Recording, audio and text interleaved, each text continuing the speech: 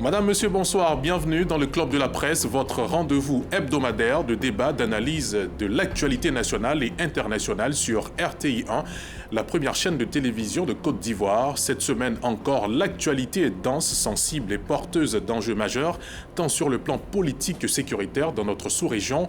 Deux sujets retiennent particulièrement notre attention et l'attention de l'opinion publique. D'abord, la saisine de la Cour pénale internationale par l'ancien président ivoirien Laurent Gbagbo, une initiative qui suscite de nombreuses interrogations. S'agit-il d'un véritable combat juridique ou d'un acte éminemment politique dans un contexte de repositionnement sur la scène nationale? Ensuite, la montée des tensions sécuritaires en Afrique de l'Ouest et l'envoi par la CEDEAO de forces militaires au Bénin après la tentative de putsch manquée il y a une semaine. L'intervention militaire par l'organisation, une option souvent brandie dans les discours, mais qui peine à se concrétiser sur le terrain. Faut-il croire désormais à un passage à l'acte? Pour en débattre, nous recevons sur ce plateau, avec le plus grand plaisir d'ailleurs, des journalistes, 4 non des moindres. Sylvain Guédé-Débaï, journaliste éditorialiste bien connu du monde des médias ici en Côte d'Ivoire et partout ailleurs. Bonsoir et bienvenue. Bonsoir, cher ami Sylvain, content de te retrouver. Plaisir partagé. Je profite d'ici pour saluer vos téléspectateurs de Galébré. D'accord. Qui viennent de recevoir un château d'eau.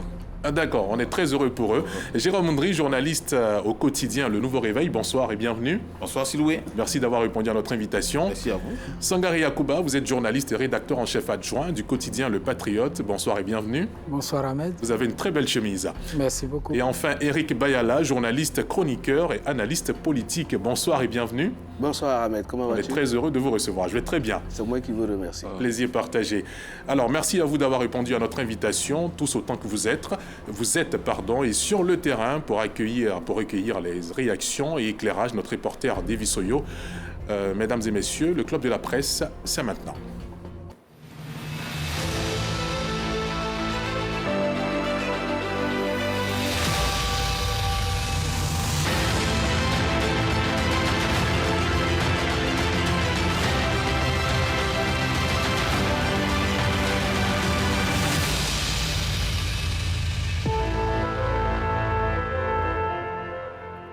On mène tout de suite les pieds dans le plat avec une lettre de Laurent Gbagbo rendue publique le 8 décembre dernier, indique que l'ex-président a demandé à un de ses avocats de ressaisir la Cour pénale internationale, la CPI, et de remettre sur la table le problème de la guerre de Côte d'Ivoire.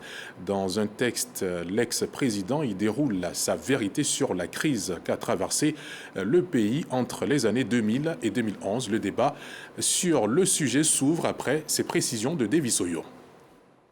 Dans sa lettre ouverte du 8 décembre 2025, l'ex-président de la République, Laurent Gbagbo, saisit la Cour pénale internationale, CPI. Laurent Gbagbo remet au goût du jour les différentes crises qui ont secoué sa décennie de gouvernance et fragilisé la Côte d'Ivoire. L'ancien chef d'État livre sa version des faits durant les crises de 2002, 2010 à 2011 jusqu'à son acquittement. Le président du PPACI invite la CPI à faire toute la lumière sur cette affaire, sur les causes et conséquences de la rébellion en Côte d'Ivoire. Laurent Gbagbo demande surtout à la CPI d'identifier instigateurs et financiers afin qu'ils soient poursuivis. Une démarche qualifiée par certains de manœuvre désespérée et par d'autres d'initiatives saines qui permettra de rendre justice aux victimes de la guerre en Côte d'Ivoire. Pour rappel, cette guerre a fait au moins 3000 morts selon l'ONU. Retour sur le plateau du Club de la Presse, messieurs. Le décor a été planté par Davy Soyo, Laurent Gbagbo, ancien président de la Côte d'Ivoire, qui saisit la CPI pour, dit-il, éclaircir tous les contours de la guerre qu'a connue la Côte d'Ivoire entre les années 2002 jusqu'à 2011. Quel commentaire cela vous inspire, Sylvain Guédé-Débaï?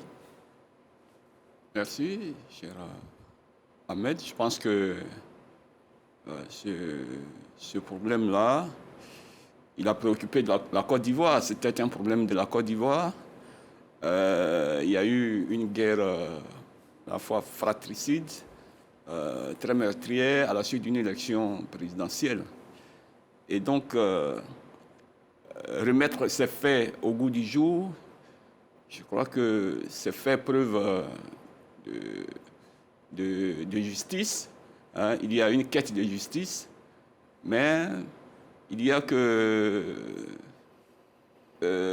faut replacer dans les mémoires collectives qu'il y a eu quelque chose d'assez grave en Côte d'Ivoire et que cela ne devrait pas passer par perte et profit. Donc, c'est vrai. Certains diront qu'on essaie de remuer le couteau dans la plaie alors qu'il y a 15 ans en arrière que nous avons vécu cela et qu'il faut maintenant avancer. Mais comment pourrait-on avancer si nos mémoires sont encore hantées par ce conflit qu'il y a eu? Moi, je souhaite qu'on avance, mais il faut quand même, il ne faut pas occulter quand même qu'il y a un besoin de justice en la matière. Et si nous en sommes là encore, si nous en sommes à rappeler ce qui s'est passé chez nous ici en 2010, ça veut dire que dans la conduite du processus, il y a quelque chose qui n'a pas marché. Est-ce qu'il y avait des processus de justice traditionnels, mais il y avait aussi, à la fois au plan local et au plan international, est-ce que tout cela a contribué à éteindre ce problème ivoirien? Est-ce que cela a contribué à apaiser les cœurs? Si nous en parlons encore en 2025, ça veut dire que nous n'y sommes pas arrivés. Et notre devoir en tant qu'Ivoiriens, c'est de tout faire pour panser ces plaies-là. Parce que ce conflit a été grave. Il a fait des milliers de morts. Il y a un camp qui a été jugé, un autre n'a pas été jugé. Quand Laurent Gbagbo le rappelle, on a l'impression que cela est nouveau. Mais ce n'est pas nouveau. Il y a un camp qui est jugé, un camp reste à juger. Alors qu'est-ce qu'ils font? Ces camps, ils jugent les autres. Cela a toujours été demandé, mais cette fois-ci, cela prend un aspect un peu officiel, puisqu'on est passé désormais du discours à un acte que veut poser Laurent Gbagbo en mettant en action son avocat. D'aucuns diront que oui, on attend déjà le débat que cela suscite. Donc il y a donc un réel désir d'exister politiquement, parce que la question que vous posez, c'est combat politique ou juridique. Et pour y répondre, on dira que dans ce qu'il fait, il y a un aspect juridique.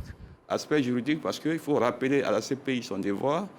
Je disais tout à l'heure que ce n'est pas nouveau parler du problème de la CPI en Côte d'Ivoire, puisque déjà, face aux tergiversations même de la CPI, la société civile, à travers une organisation comme l'OIDH, avait déjà écrit à la CPI pour dire, voilà, le processus ivoirien n'est pas achevé, à quel moment vous jugez l'autre camp? Et la CPI elle-même avait répondu pour dire que les enquêtes sont en cours. Eh bien, on lui rappelle que ces enquêtes qui sont en cours là, il faut les réactiver. C'est cette lecture que je fais, mais de mon point de vue, je crois que nous devons tout faire pour que la situation en Côte d'Ivoire puisse s'apaiser. C'est en cela que je m'avais demandé aux nouvelles autorités que de se mettre dans un jeu de mise à mort politique de Laurent Gbagbo. Il faut plutôt envisager une politique d'inclusion. On ne doit pas voir la gouvernance en écrasant l'adversaire, mais en l'incluant dans le jeu politique, de sorte que de telles récriminations, parce qu'en fait, ça peut être vu comme des récriminations, que de telles récriminations ne dominent pas le débat politique en Côte d'Ivoire, mais que le débat politique que nous devons avoir doit être constructif et doit pouvoir nous faire progresser. Mais c'est ensemble. D'accord. Éric Bayala, pratiquement 15 ans après ces événements, est-ce le moment pour Laurent Gbagbo de saisir la Cour pénale internationale pour de tels faits? D'abord, ce qu'il faut dire, c'est que la question, c'est de savoir si la saisine est un combat juridique ou bien politique. Ou politique. Mais je pense que juridiquement, cette saisine a peu de chances de prospérer. Pourquoi? Tout simplement parce que la CPI n'a pas la compétence de rouvrir un dossier qu'elle a déjà jugé. Et souvenez-vous qu'en 2019, le président Laurent Gbagbo a été acquitté. Et en 2021, l'acquittement a été confirmé en appel. Et d'où ça relaxe. Et donc, en droit international, la Cour est incompétente de se saisir d'un dossier qu'elle a déjà jugé définitivement, sauf s'il y a des faits graves, mais de façon exceptionnelle. Or, en Côte d'Ivoire, ça n'en est pas le cas. Et donc, du coup, comme cette expression latine le dit, qu'on appelle ration temporis and materiae, pour dire que définissant les limites et la compétence matérielle donc, de la Cour de se saisir de cette question. Donc juridiquement, cette saisine ne peut pas prospérer parce que vous savez que la CPI, en ce qui la concerne, en ce qui concerne les individus, elle juge les individus pour des crimes de guerre, des crimes contre l'humanité ou bien pour génocide. La Cour ne juge pas des conflits politiques. Donc la nuance est de taille. Elle ne juge pas des conflits politiques. Et lorsque le président Laurent Gbagbo demande à ce qu'on fasse toute la lumière depuis 2002 jusqu'à 2011 pour connaître la vérité, mais la CPI n'est pas une cour qu'on appelle ça, c'est pas un tribunal historique pour définir la vérité sur les conflits. Non, c'est la responsabilité des individus quand il y a des conflits, en ce qui concerne les génocides, en ce qui concerne les crimes contre l'humanité, en ce qui concerne les crimes de guerre. Mais la CPI ne se prononce pas pour dire dans un conflit politique, il y a un tel qui a eu raison, un tel autre n'a pas eu raison. Et donc, du fait même déjà que le président Laurent Gbagbo demande que les enquêtes partent antérieures en 2002, il y a une forclusion et un manque de compétence absolue de la CPI de se saisir de cette question pour pouvoir se prononcer. Donc, ce que je peux dire, c'est que sur le plan juridique, la saisine du président Laurent Gbagbo a peu de chances de prospérer. Maintenant, sur le plan politique, on voit une fourberie de crise existentielle parce que l'homme même décide de se mettre en retraite juste après les élections législatives. Il est sorti de prison depuis 2021, 3 ans après, parce que selon lui, il a été écarté de l'élection présidentielle. Il n'a plus pignon sur rue et donc il faut s'arc-bouter sur un morceau, j'allais dire, de planche qui vogue sur quelconque rivière pour pouvoir donner vraiment de la voix. Parce que Sylvain Debailly l'a dit, on pourrait dire remuer le couteau de la plaie, mais oui, ce serait le faire, mais à quelle fin? À quel moment on peut se rendre compte que la crise que nous avons connue est derrière nous? À quel moment? Parce que si 20 ans après presque, on demande encore de rouvrir les enquêtes pendant que lui-même, il a été au pouvoir de 2000 jusqu'en 2010, il n'a pas pu établir clairement la responsabilité et la vérité pendant qu'il avait le destin de toute une nation. Et c'est après lui qu'il demande à une juridiction de venir se prononcer sur la question. Donc il y a à s'interroger véritablement sur les motivations réelles de l'homme. Mais comme je l'ai dit dans mes propos introductifs, il cherche à occuper encore politiquement la scène politique, de se donner encore une certaine visibilité, que non, bien évidemment, la dynamique politique ivoirienne qui met en lumière des nouvelles compétences juvéniles sont en train de construire la Côte d'Ivoire de demain. C'est vrai, il a été à un moment donné un homme politique de premier plan, mais il faut comprendre que le temps a eu les rides sur les compétences de l'homme et qu'aujourd'hui, la Côte d'Ivoire est en train d'aller encore plus loin. Jérôme Ndri, est-ce qu'on peut dissocier cette action du président Laurent Gbagbo au contexte politique actuel, à l'approche des élections législatives? Est-ce qu'il faut lier, je te retourne la question, est-ce qu'il faut lier l'action du président Laurent Gbagbo au contexte politique? Je dirais que chacun est libre de faire son commentaire, mais moi je pense que la démarche du président Laurent Gbagbo obéit à un principe, à une logique simple. En matière de justice. Quand deux camps sont en conflit, quand on a jugé un camp, qu'on n'a pas pu prouver que c'est ce camp qui est fautif, bon, cela relève de la compétence du procureur de savoir qui est l'auteur ou qui est fautif dans ce conflit. C'est une simple démarche, c'est-à-dire la logique de jugement d'un procès judiciaire. Mais bon, quand on essaie de pouvoir basculer cela sur le contexte politique actuellement, je m'inscris en faux. Bon, là, quand Eric dit que la Cour n'a pas de compétence, là encore je m'inscris en faux, la Cour a une compétence. Le procureur l'a indiqué depuis 2019 à l'acquittement du président Laurent Gbagbo que les enquêtes vont se poursuivre. Ça, le bureau du procureur a dit ça plusieurs fois, que les enquêtes vont se poursuivre dans l'autre camp, parce qu'on sait que dans l'autre camp il y a eu des tueries, des exactions dans l'autre camp, donc les enquêtes vont se poursuivre.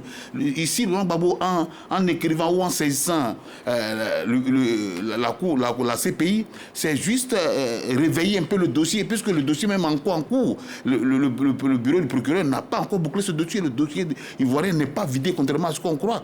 Le dossier ivoirien n'est pas vidé. Et quand Laurent Gbagbo indique que il faut essayer de prendre à partir de 2000.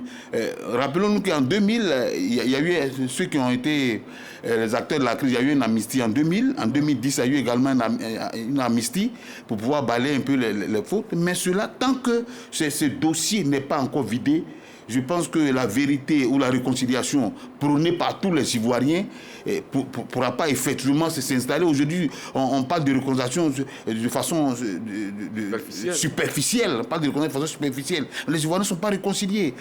Écoutez les gens, vous voyez les rancœurs dans le cœur des gens. Allez-y à Diokwe, à Bangola, tous les pays, vous verrez que les gens ont encore des rancœurs. Mais pour réparer tout ça, c'est pour réparer tout ça, il faudrait que la justice soit faite pour que la vérité, une fois la vérité connue, bon, la réconciliation viendra d'elle-même.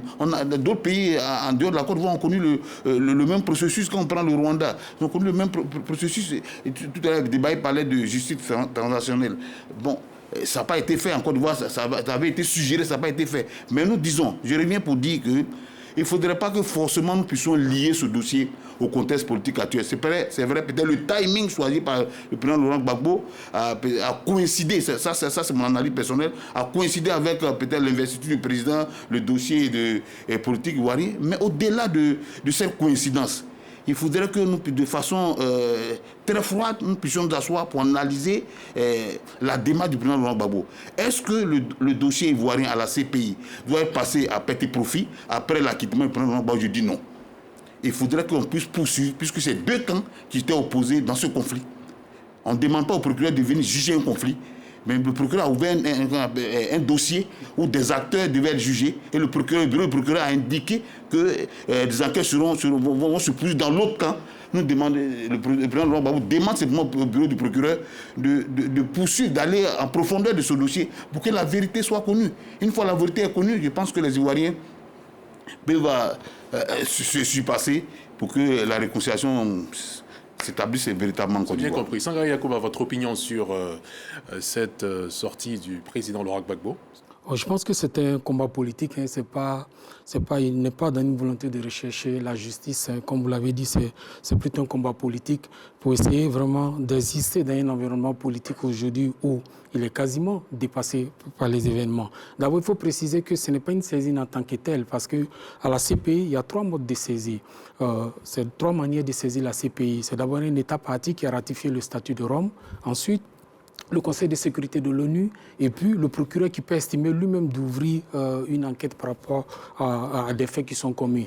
Maintenant, la démarche que le président Laurent Gbagbo initie, c'est une démarche qui s'inscrit dans celle qui constitue à formuler une information, une plainte auprès du bureau du procureur qui va se saisir du dossier, analyser le dossier s'il y a nécessité d'ouvrir une enquête préliminaire par rapport à la requête qui lui a été soumise. On n'est qu'au stade embryonnaire d'une démarche, rien n'est dit qu'elle va aboutir parce qu'il y a des faits qui sont passés. Ensuite, dans sa lettre, je pense qu'il fait une réécriture très parcellée de l'histoire, vraiment en occultant certains faits. Pour moi, cette écriture-là n'honore pas l'historien qu'il est, parce que l'histoire, c'est d'abord la fidélité aux faits. Il parle des événements de 2000, mais il oublie l'assassinat du général Guéhi. Ensuite, il parle des événements de la crise post-électorale. Il oublie le bombardement d'Abobo, par exemple, où il y a eu 40 morts, plus de 40 morts le 17 mars. Quand vous regardez l'article 5 du statut de Rome, ça fait partie des crimes de guerre, bombardement d'une communauté civile. Mais tout ça, il ne mentionne pas. Donc, il choisit. Et ça prouve que sa démarche, c'est une démarche qui n'est pas très claire. Ensuite, le génocide de Yopougon. Pardon? Le charnier de Yopougon. Le charnier de Yopougon, par exemple. Il dit que les gendarmes ont été acquittés, mais on le sait tous. 80% des gens qui ont été tués le charnier ont été tués au camp de gendarmerie d'Abobo. Tout le monde le sait. Et n'oublions pas qu'en 2003, il a pris une loi d'amnistie. Si vous permettez, je peux juste rappeler l'article 2. C'est la loi l'amnistie numéro 2003 numéro 2003-309 du 8 août 2023. À son article 2, il dit clairement, l'amnistie dit clairement, sont amnistiés de plein droit, quels que soient leurs auteurs, co-auteurs, complices militaires ou civils, et quelle que soit leur nature et les peines qu'elles ont entraînées ou sont susceptibles d'entraîner les infractions contre la sûreté de l'État, la défense nationale spécialement prévue et punie par les articles 155 à 168 du Code pénal. Et dans ces infractions, il y a évidemment les événements de 2000, où il y a eu les violences post-électorales entre lui et Gueye. Ensuite, il y a les événements de septembre 2002. Tout ça... sont des commentaires? Non, tout ça, c'est dans la loi d'amnistie. Voici ces événements. En article 3, les événements sont lissés. Les événements du 17 et du septembre 2000, pour rafraîchir la mémoire, c'était les événements qu'on a baptisé le complot du cheval blanc. Ensuite, il y a les événements du 24, 25, 26, 27 octobre, les périodes où le président Gbagbo est venu au pouvoir après les événements. Il y a les événements du 4 et 5 décembre 2000, la manifestation du RDR qui a été sauvagement réprimée avec des viols et des tortures. Et il y a les événements du 7 et 8 janvier, et puis il y a 18 et 19 septembre 2002. Quand on a fini de faire tout ça, on n'est pas encore venu, quand nous-mêmes, toi-même, vous-même, vous avez pris une loi d'amnistie pour effacer ce qui s'est passé. Vous ne pouvez pas encore, 25 ans, 23 ans après, vous réveiller comme un bon matin pour dire que vous saisissez la CPI, pour que la CPI ouvre le dossier sur ça. Il y a vraiment un calcul manichéen derrière ça. Et ça, c'est vraiment pas cohérent. C'est un combat vraiment politique. Et le PPACI essaie d'exister après tout ce que le PPACI a essuyé comme échec cette année. Et ce n'est qu'une manœuvre politique. Et je partage entièrement l'avis de Bayala. Je pense que cette procédure a très peu de chances d'aboutir. Et je voulais terminer par dire que les Ivoiriens ont passé ce stade. Aujourd'hui, ce quoi on a suivi, c'est la paix, la tranquillité. Vous dites que les Ivoiriens ne sont pas réconciliés. Ce qui se bat, c'est le politique. Hein. Même quand il y a les récents événements, les gens étaient toujours chez eux. Hein. Même le jour du vote, le lendemain, on trouvait les gens assis dans les maquis en train de boire tranquillement. Les gens continuent de se fréquenter, ils vivent en communauté. La masse critique des Ivoiriens, je pense qu'ils n'ont pas de problème à vivre en communauté, ils se fréquentent, ils font tout. Il se trouve que des politiques ont choisi ça pour en faire un fonds de commerce et ils attendent et ils s'en servent ça pour un combat politique quand il y a des périodes électorales pour essayer de faire cette surchauffe de la tension. Mais quand vous regardez dans le fond, les Ivoiriens, dans leur grande majorité, veulent la paix, la tranquillité et ils vivent en bonne intelligence. Donc, on ne peut pas toujours brandir la réconciliation comme fond de commerce. Et je voulais terminer par dire que la réconciliation, c'est une quête permanente. Il n'y a pas quelqu'un qui a une clé de la réconciliation. Quand vous voulez vous réconcilier, il faut que vous en manifestez le désir et que vous donnez l'aspiration profonde. Ce n'est pas quelque chose qu'on achète dans un supermarché. Merci infiniment, Sangaré Yacouba. Sylvain Guédé-Debailly, pourquoi déjà avoir choisi la Cour pénale internationale? On le sait tous, le président Laurent Gbagbo est allé à la Cour pénale internationale, il a été jugé, il y a séjourné pendant près de 10 ans.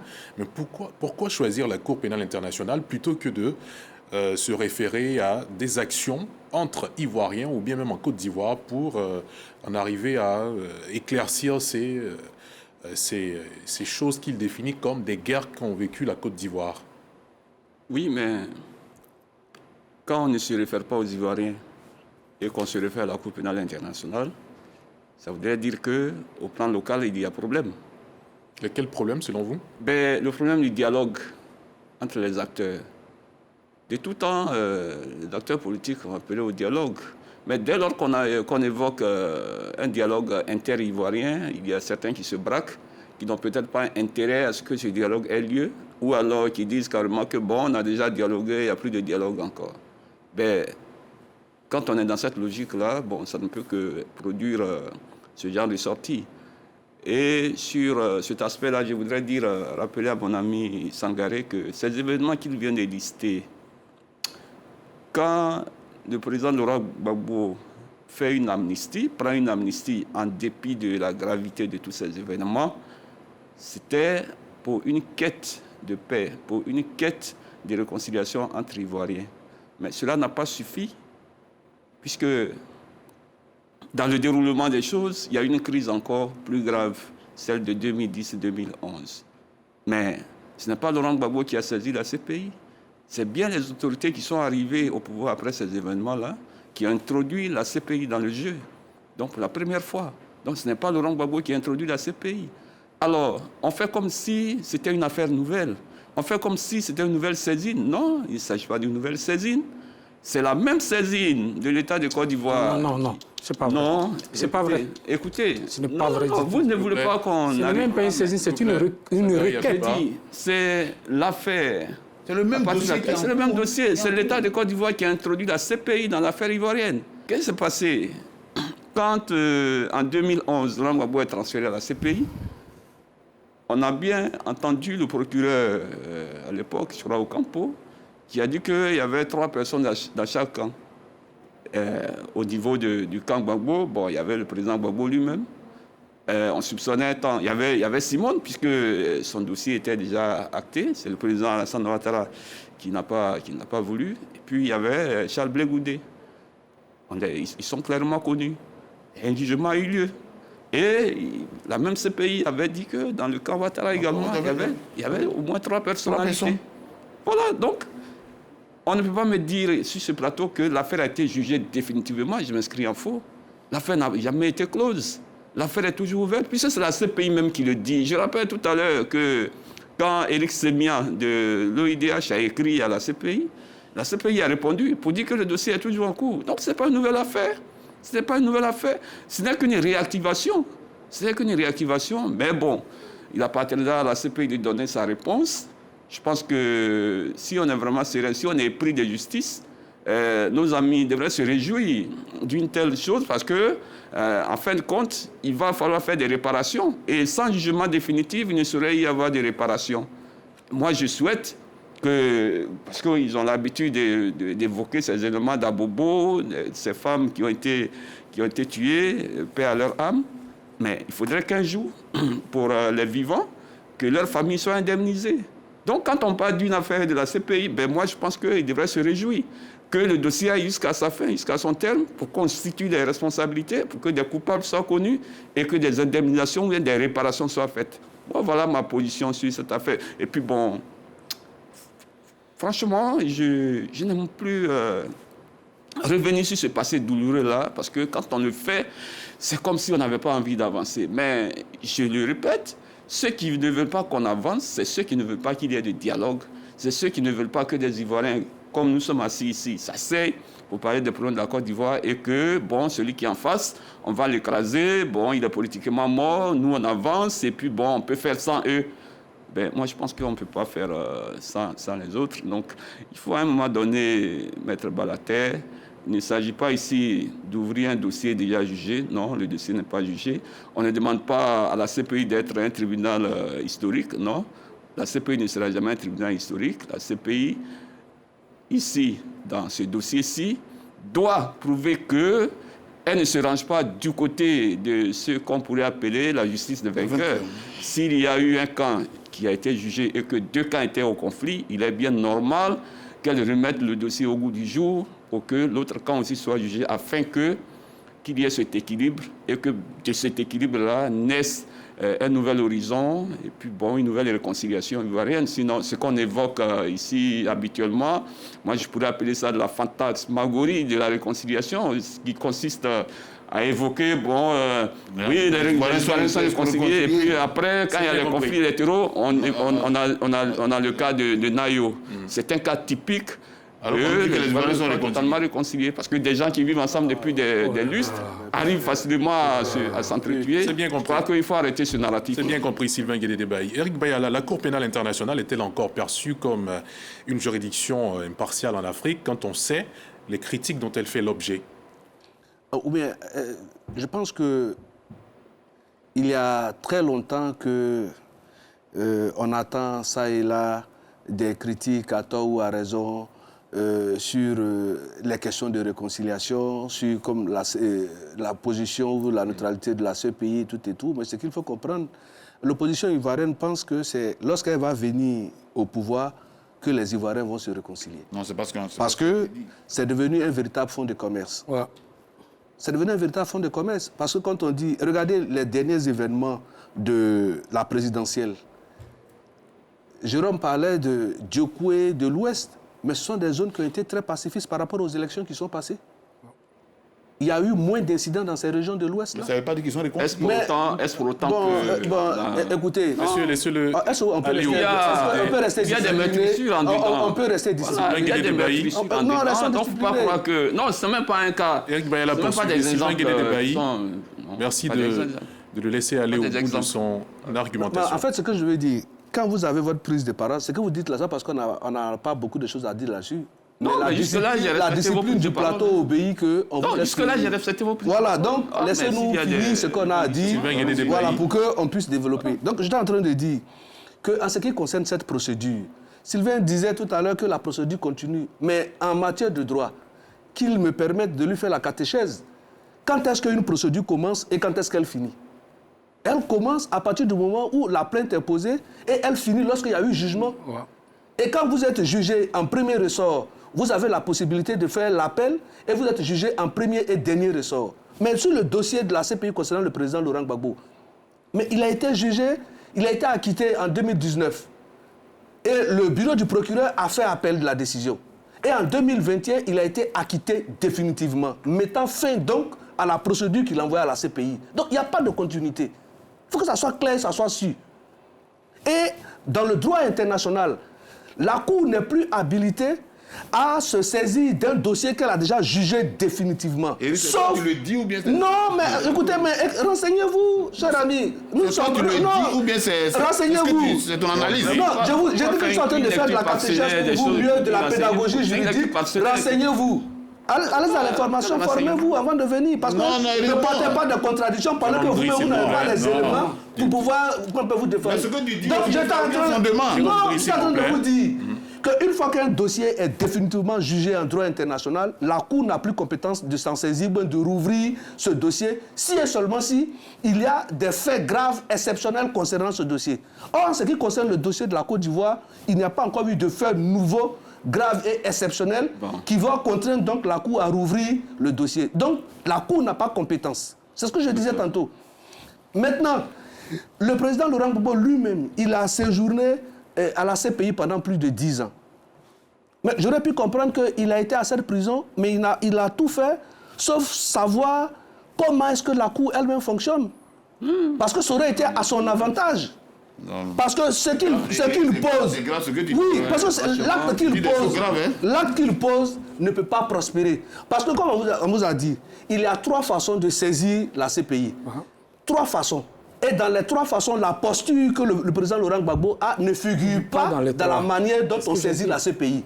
Donc, si dans la procédure de saisine, il y a un problème, le dossier il est purement relatif à une existence politique.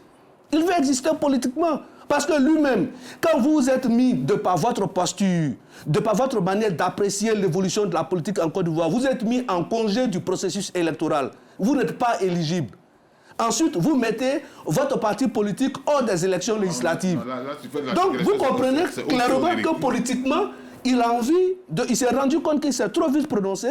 Il faut bien que la politique puisse encore avoir de l'orientation sur sa manière donc de conduire ou bien de procéder politiquement en Côte d'Ivoire. Vous voulez dire que c'est un acte pour exister politiquement? C'est un acte pour exister politiquement. C'est tout. Sinon, sur le plan juridique, je vous l'ai dit, parce que quand vous écrivez, vous demandez à votre avocat de demander, par exemple, de saisir la CPI. Mais l'avocat va seulement écrire au bureau du procureur. Et c'est le bureau, partout dans le monde, le procureur, il est le seul à avoir l'opportunité des poursuites. Donc c'est le procureur qui va apprécier de la nécessité d'ouvrir une enquête concernant ce dossier. Or, le procureur lui-même se trouve dans une situation où son bureau a déjà jugé cette affaire de façon définitive. Il n'y a pas encore de faits nouveaux qui puissent l'amener à rouvrir encore un autre dossier. C'est ce que dispose le droit international. Et comme on le dit, l'expression latine, je l'ai dit, ratione temporis et materie. C'est-à-dire, ça a défini les limites matérielles et temporelles de la juridiction pour se saisir d'un dossier. Et donc, juridiquement, cette saisie ne peut pas prospérer. C'est plutôt une fourberie de crise existentielle que l'ex-président a manifestée. Merci infiniment, Éric Bayala. Jérôme Dri, vous êtes pressé de réagir? Oui, on est d'accord, mais on doit se laisser déjà réagir et puis après on pourra donner sa réponse quand notre collègue sur le plateau a fini de réagir. Donc on vous écoute maintenant sur cette question. Est-ce que pour vous, il y a utilité de tenter de saisir la Cour pénale internationale en cette période-là? Je veux dire qu'Éric fait beaucoup de commentaires sur le dossier.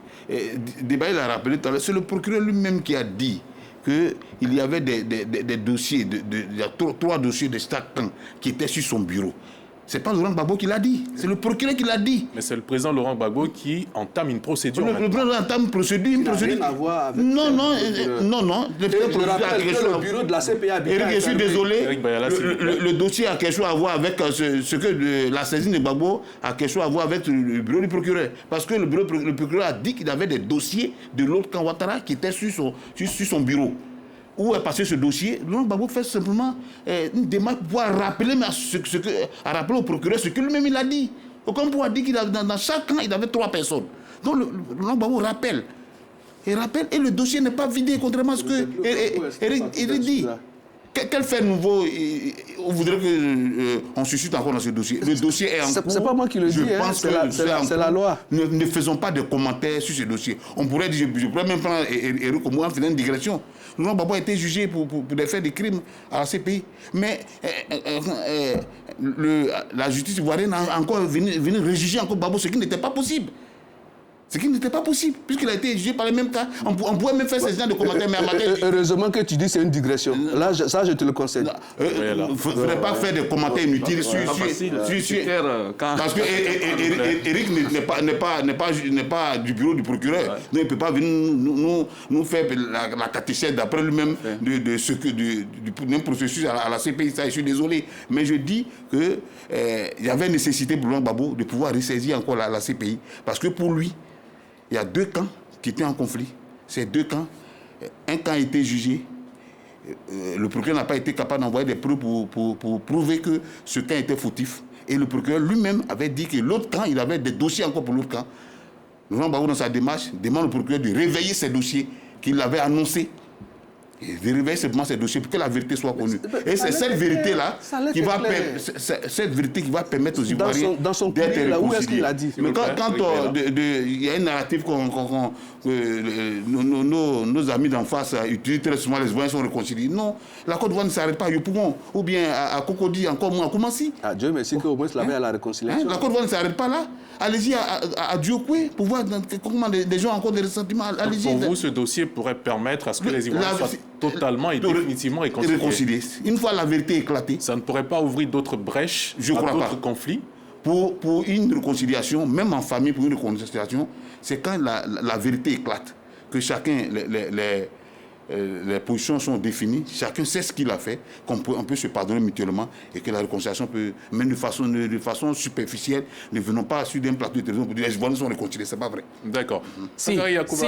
Oui. Est-ce que pour vous, cette démarche... Tu as quel élément pour nous dire que les Ivoiriens cette démarche qui vient de commencer pourrait aboutir? Non, moi je prends le cas des ressentiments que les gens... Jérôme Dri, merci. Eric Bayala, merci de laisser Sandra Yacoub réagir. Je l'ai dit tantôt, la démarche ne répond pas aux 3 manières classiques de saisine de la CPI, comme je l'ai dit. Vous l'avez indiqué tantôt. Voilà. Donc, ce qu'ils font, c'est une démarche qui consiste à transmettre une information, une plainte auprès du procureur. Le procureur va analyser la situation, l'évolution du pays par rapport à tout ce qui s'est passé jusqu'aujourd'hui. Puis le procureur va décider s'il ouvre une enquête ou pas. Donc, moi, je pense que c'est... on peut pas dire attendons que le procureur analyse d'abord. Oui, mais quand le procureur aussi il n'analyse pas, il n'est pas sur la planète. Vous donnez la décision du procureur. Non, je vais dire que le procureur, il n'est pas sur la planète Mars. Quand même, il voit l'évolution, il va s'y renseigner, tout ça. Donc, je vais dire qu'on a le droit de mettre notre opinion. On veut dire que cette démarche-là, telle qu'elle est faite là, elle a très peu de chances d'aboutir. Ça, c'est notre opinion. Vous devez respecter ça, au moins. Ne dites pas que, parce qu'on le dit, on n'a pas raison. Non, pas forcément. Vous n'avez pas le droit de nous le dire, ça. Parce que nous... Non, c'est pas ce que nous disons. Non, tu veux dire... Donnez la conclusion du dossier. Ça se peut vous dire non. Donnez pas la conclusion du dossier. Jérôme Dri, vous avez pu réagir tout à l'heure. On a une opinion. Quand on analyse une procédure... On voit la démarche de la procédure, on s'est dit que cette procédure-là a très peu de chances d'aboutir parce que, comme je l'ai dit tantôt, le président Laurent Gbagbo lui-même, là, il demande à la CPI de rouvrir le dossier sur des dossiers que lui-même il a amnistié, les faits qu'il a amnistiés. Tout ça, c'est des éléments que le procureur va analyser, il va voir l'évolution de la situation. Donc on a le droit de dire que ça a très peu de chances d'aboutir. Et maintenant, il a parlé un peu de la rue, si vous permettez, je vais répondre rapidement. Vous avez donné l'exemple de Nayo, mais Nayo, c'est le mauvais exemple. Avant les événements de 2025, les populations à Nayo, ils vivent depuis de longues années en bonne intelligence, ils vivent ensemble, ils font tout ensemble. Il a fallu que des politiques irresponsables pendant la période électorale viennent instrumentaliser des jeunes pour commettre des actes de violence qui ont dégénéré. Donc, vous ne pouvez pas prendre ce prétexte-là pour dire que les gens ne sont pas réconciliés. Je suis désolé. il y a eu moins de violence dans beaucoup de régions du pays pendant ces récentes élections. Parce c'est un indice. Non, je vais dire qu'il y a eu moins de violence parce que les populations... Il n'y a même pas, quasiment pas eu de violence, par exemple, à l'Ouest, parce que les populations ont compris. Depuis longtemps, ils ont fait le deuil. Elles ont fait le deuil. Je vais dire que, dans le fond, les Ivoiriens aujourd'hui n'ont pas de problème à vivre ensemble. Ça, c'est une réalité immuable. Il se trouve qu'il y a des politiques qui ne sont pas du tout responsables, qui instrumentalisent la question de la réconciliation et qui prennent ce malin plaisir-là à toujours activer, instrumentaliser des jeunes à l'esprit faible pour commettre des actes de violence. C'est ce qui s'est passé à Nayo. Vous ne pouvez pas me dire que les violences de Nayo sont le symbole d'un manque de réconciliation. Je suis désolé, les gens à Nayo vivent en bon étudiant depuis de longues années. Allez-y vous renseigner. C'est bien compris. Voilà. Merci infiniment pour vos arguments développés l'un en face de l'autre durant cette première partie.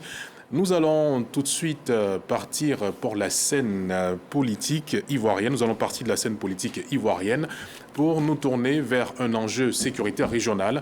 Depuis plusieurs mois, la CEDEAO multiplie la déclaration face aux menaces sécuritaires qui pèsent sur certains États membres, le plus récent étant le Bénin. Mais entre annonces diplomatiques et réalité militaire, une question demeure, la CEDEAO avec ses interventions ou son intervention militaire au Bénin, au-delà des discussions, est en train de passer à l'acte. On en parle juste après ceci. Tentative de coup d'État avortée au Bénin le lundi 7 décembre 2025. Raison principale, l'intervention militaire de la CEDEAO. Le soutien de la force sous-régionale à l'armée républicaine béninoise a permis de débusquer les hommes du lieutenant-colonel Pascal Tigri en fuite. Résultat, maintien du président béninois Patrice Talon au pouvoir. Actuellement, environ 300 soldats de la force CEDEAO, composés de militaires nigérians, ivoiriens et appuyés par les Français, sont présents sur le sol béninois. Des soldats venus prêter main forte aux forces béninoises dans le cadre de l'opération de nettoyage et de ratissage, a déclaré le chef de la diplomatie béninoise ou le shogun Adjadi Bakari lors d'une conférence de presse dans la capitale nigériane. Le Nigeria et le Bénin partagent 700 km de frontières. Cette proximité expliquerait-elle l'intervention de l'aviation nigériane à Cotonou aux premières heures de la tentative de putsch? Les avis sont partagés sur la question. Une semaine jour pour jour après la tentative de force, cet appui militaire, approuvé par certains et désapprouvé par d'autres, montre néanmoins qu'après les discours, la CEDEAO est passée à l'acte. Objectif, dissuader toute velléité de déstabilisation dans la sous-région ouest africaine. Retour sur le plateau du Club de la Presse, messieurs. Après cette action de la CEDEAO au Bénin, est-ce qu'on peut conclure que la CEDEAO est enfin en train de passer à l'acte? Eric Bayala. Oui, il faut dire que d'abord l'intervention de la CEDEAO au Bénin, c'est d'abord pour, comment dire, la dissuasion, mais c'est plutôt pour renforcer non seulement la stabilité et puis empêcher une escalade au niveau même du conflit. Parce que quand vous regardez comment est-ce que le coup d'État a été perpétré, il y a eu tout un camp qui avait résisté au début. D'abord, la résidence du chef de l'État, les domiciles de certains commandants de l'armée, de haut gradés de l'armée qui ont été pris pour cible, dont l'un même a eu à perdre son épouse, sa fille gravement blessée. Il a eu l'intervention de la CEDEAO pour permettre à ce qu'un camp qui avait été assiégé, on puisse libérer le camp, puisse mettre la main sur une dizaine de personnes. Donc la CEDEAO qui intervient au sein de son espace, notamment au Bénin, non seulement passe à l'acte, c'est-à-dire qu'on déploie donc la force en entente pour non seulement prévenir de l'escalade du conflit, mais effectivement, la CEDEAO est en train de, si vous voulez, je ne vais pas dire de blanchir son image, mais la CEDEAO est dans son rôle. Parce qu'il faut dire que pour que la CEDEAO se déploie, il faut que les autorités, même des pays concernés, en fassent la demande. Et ça, c'est d'abord important. Et donc, en l'espèce, le Bénin donc, a demandé cette assistance-là de la CEDEAO. Et donc, il y a eu 4 pays qui se sont déployés, notamment le Nigeria, la Côte d'Ivoire, la Sierra Leone et le Ghana, qui ont envoyé donc des contingents pour non seulement pacifier le pays, pour permettre le maintien de l'ordre sur l'ensemble du territoire, veiller à ce que l'intégrité du territoire béninois soit sain. Et puis, ça va permettre de connaître les tenants et aboutissants de ce coup. Parce qu'après, quand les instigateurs de ce coup sont portés disparus, on les annonce dans certains pays voisins qui ne sont pas forcément dans l'espace CEDEAO, donc cela porte à interrogation. Et puis, depuis un certain moment, c'était comme si c'était une fièvre qui s'emparait à ces pays qui sont à la veille des élections, où, des gens, parce qu'on leur a confié les armes, le peuple leur a confié les armes pour leur sécurité, ils s'en saisissent pour venir agresser encore le peuple. Et ça a commencé à devenir une contagion, j'allais dire, dans la sous-région. Et donc la CEDEAO, en décidant de se déployer, ça va donc envoyer un signal fort pour tous ceux qui manifesteraient peut-être encore ces désirs-là de pouvoir prendre le pouvoir par les armes. Cette fois-ci, la CEDEAO est passée de sa phase de pédagogie, de dire on en a les moyens, à effectivement aller sur le terrain pour dire bon, trop c'est trop, désormais, quiconque voudrait prendre le pouvoir par les armes trouvera donc cette force-là en face d'elle. Sylvain Guédé-Debailly, est-ce que la CEDEAO est enfin prête à assumer sa casquette de protectrice de l'intégrité territoriale de ses pays membres? Moi, j'attends la CEDEAO en Guinée-Bissau. Le jour qu'elle mènera la même action en Guinée-Bissau, je serai convaincu de ce narratif-là. Parce que ça ne doit pas être de façon sélective, cette intervention. Et ça ne doit pas être circonstancié. La CEDEAO est quand même intervenue, pas militairement, mais quand même intervenue en Guinée-Bissau. Oui, mais je dis militairement. C'est militairement qu'elle est intervenue au Bénin. Il faut qu'elle intervienne militairement en Guinée-Bissau. Même si, à l'époque, comme le dit M. Bayala, et mon ami Bayala, qu'il fallait quelqu'un pour faire la demande. Voilà. Sinon, pour l'instant, c'est de la sélectivité. Et donc, il faut que la CEDEAO soit logique avec elle-même pour aller jusqu'au bout. Est-ce que contextuellement, les cas ne sont pas difficiles à gérer pour d'autres? Ah non, il ne doit pas y avoir de cas difficiles à gérer ou bien de cas faciles à gérer. Les cas s'apparentent de la même façon. Ce sont des situations de coup d'État, de renversement des institutions. Ce qui s'est passé en Guinée-Bissau, on ne peut pas appeler ça autrement. C'est un coup d'État qui a renversé les institutions. Au Bénin, c'est une tentative qui a failli renverser les institutions. Et la CEDEAO a intervenu. Sinon, tel que cette intervention s'apparente aujourd'hui, moi je pense que nous sommes en plein dans le syndicalisme des chefs d'État africains, de la CEDEAO. C'est-à-dire? La CEDEAO s'est toujours comportée comme un syndicat de chefs d'État. Là où on aurait souhaité qu'elle soit une CEDEAO des peuples, une organisation des peuples de cette zone-là, elle s'apparente plutôt à une organisation qui ne défend que les intérêts des chefs d'État qui sont plus accommodants et qui ont des intérêts mutuels avec les autres. Donc, ce qui s'est passé au Bénin, on ne le comprendrait pas. C'est une situation qui arrive au moment où ce pays-là se prépare à une élection présidentielle. Voilà. Donc, quand des situations arrivent de cette manière, je pense que très souvent, ce que la CEDEAO ne fait pas, c'est la prospective. Elle ne fait pas de la prospective, elle ne se projette pas à l'avant. Et puis, là, elle pêche très souvent, c'est quand les situations arrivent. Sur les situations de fait, qu'elle se précipite pour trouver des solutions. Il faut arriver à prévenir un jour. Il faut arriver à prévenir. C'est-à-dire, au moment où ces pays-là se préparent à des échéances électorales, où elles sont en train dans des processus électoraux, même dans des processus politiques, la CEDEAO doit intervenir en amont, savoir si les processus sont inclusifs ou s'ils ne le sont pas. Puisqu'il y a même des protocoles de la CEDEAO qui vont dans ce sens, dans le sens de la prévention. La prévention des conflits commence par là. Déjà, quand on ne voit que les coups d'État militaires, mais il y a aussi des coups d'État civils qui se font dans notre sous-région et dans lesquels la CEDEAO se tait. Et c'est ce qui n'est pas normal. En fin de compte, un coup d'État, c'est un coup d'État, et la CEDEAO devrait avoir le même comportement face à ces deux types de coups d'État. Comment pouvez-vous comprendre que dans un pays qui se prépare à des élections, et puis on puisse arriver à une situation comme celle-là? Mais est-ce que au Bénin, est-ce qu'il y avait vraiment une inclusion politique? Est-ce qu'au moment où le coup d'État arrive, il n'y avait pas une situation qui a été créée qui puisse susciter, qui puisse être un facteur favorisant ce coup d'État. Ce n'est pas que je soutiens le coup d'État, mais je me dis qu'il faut analyser. Il faut analyser parce que agir après, ce sera trop tard.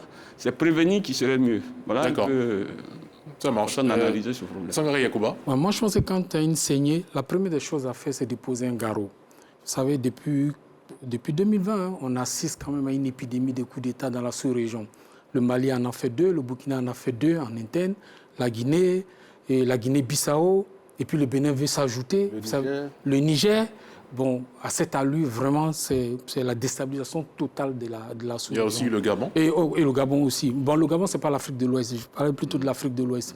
Et qu'est-ce que la CEDEAO faisait avant? C'était les condamnations des principes, les sanctions. Mais les sanctions, les condamnations et les principes ont montré leurs limites parce qu'en ce sens que les condamnations n'ont pas empêché d'autres pays de sombrer justement dans cette épidémie de coups d'État. Donc à un moment donné, il faut une thérapie de choc. Et ce qui s'est passé au Bénin est une thérapie de choc qu'il faut saluer à sa juste valeur et qu'il faut applaudir des deux mains. Parce qu'il est du rôle de la CEDEAO, si elle veut obtenir un équilibre sous-régional, de mettre fin justement à cette à cette escalade ou à cette série de coups d'État. Et ce qui s'est passé au Bénin est un signal fort pour les autres pays où des gens voudraient aussi tordre le cou à l'ordre constitutionnel. Et je pense que la CEDEAO a un sommet ce dimanche-là. On saura peut-être, qui se tient en ce moment, on saura peut-être d'ici demain les résolutions. Ils vont sûrement se prononcer sur la situation en Guinée-Bissau. Je pense que la CEDEAO est en train de mettre en place une force en entente. Il est important aujourd'hui qu'elle ait une force militaire pour faire comprendre aux pays de la sous-région que on ne doit plus permettre que l'ordre constitutionnel soit renversé à tout moment parce que des militaires ne sont pas contents, parce qu'ils sont dans des intérêts politiques, ils ont des petits calculs, tout ça. Parce que c'est toute la sécurité. Aujourd'hui, on fait face à 2 périls dans la sous-région ouest africaine. Il y a d'abord le péril djihadiste, et puis ensuite il y a le péril de l'AES sous l'influence russe. Donc ce sont ces 2 menaces qui guettent aujourd'hui les autres pays qui sont très stables dans la sous-région, qui sont notamment sur le littoral. Donc il y a urgence et la CEDEAO a bien fait d'agir. Il faut qu'elle continue dans cette dynamique-là. Il faut que cette force-là soit rapidement opérationnelle, prête à intervenir à tout moment. Et cela va nous permettre d'avoir une sous-région très stable. On ne peut plus retourner dans l'Afrique des années 60, 70, où on avait des coups d'État à profusion parce qu'on avait des régimes fraîchement indépendants, mais qui n'avaient pas peut-être la stabilité nécessaire. Mais aujourd'hui, les enjeux du monde sont trop importants. Donc, on ne peut plus se permettre encore de faire ce retour-là en arrière. C'est pour ça qu'il faut saluer cette initiative de la CEDEAO et inviter la CEDEAO à afficher cette fermeté-là partout sur le territoire de la sous-région ouest-africaine. D'accord. Jérôme Dri, votre avis? Moi, plutôt, j'inviterais la CEDEAO à prévenir les crises que de chercher à jouer le rôle des médecins après la mort. Vous savez, au niveau de la CEDEAO, un protocole qui est clair. Quand vous avez l'article 2 du protocole de la CEDEAO sur la démocratie et la bonne gouvernance, il dit ici simplement qu'aucune réforme substantielle de la loi électorale doit intervenir 6 mois précédant les élections. Mais quel est le constat que nous faisons dans la sous-région?